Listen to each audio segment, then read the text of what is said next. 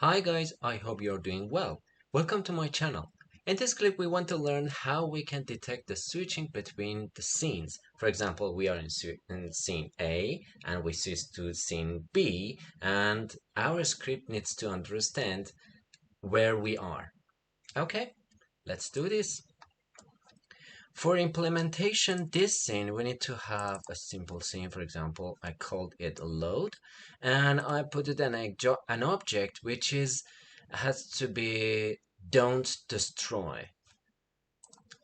As you can see in here, once I play the scene, it is in don't destroy unload. So when we change our scenes, it's supposed to be stay here, always online, always active online, whatever. Okay, so let's just implement the script of it. I create a C# script. I call it don't destroy. Let's see in the Visual Studio. In here, we need to have using Unity Engine.scene management. And in here, in this script, void start, we have don't destroy unload this game object. So with this system, it assume as a don't destroy object. Okay, and in here I create a system for changing the scenes. For example, once I press on the space button of my keyboard, it's try to change the scene to number 0. And the list of the scenes in file build settings. In here, these numbers are useful for calling the scenes, or even I can call the scene in here by name. Okay, and this is scene 0 and load, this is scene 1. Okay, let's let's to play the scene, and now I press space and I changed my scene to sample scene. Okay, now I'll come back to our script.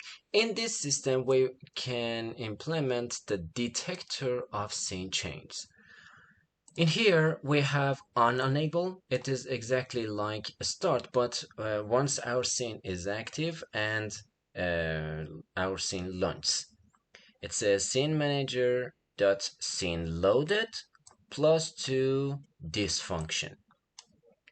This is our function for management this count of scenes. And in here in the undisable we will have the same but minus equal. So it's supposed to be plus and it is minus. And in here we will have scene.scene.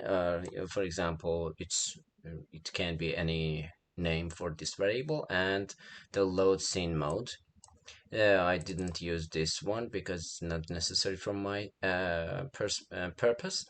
And now I create a function which is just demonstrator the scene name. So and call this function here. So I wanted to say as this is our scene detector. In here you can call whatever you want, what function, what algorithm you can call here, or you can do here directly. So I say okay. Once the scene has been changed, try to print the name of the current scene. Okay, with this function. And scene name dot show in here, and the local variable is a string, so scene dot name is our string. Okay, let's come back to the scene and I play. In the first moment you can see it is unseen loaded, cool load my scene, and I press space and scene has been changed, and might function could detect the scene change. and onScene loaded equal sample scene. This is it. So you can call any function you want in here, or any algorithm or any other duties for this part of your script. Okay, I hope this tutorial will be helpful for you. Don't forget to subscribe, like, and comment for this video. Have a great time. Bye bye.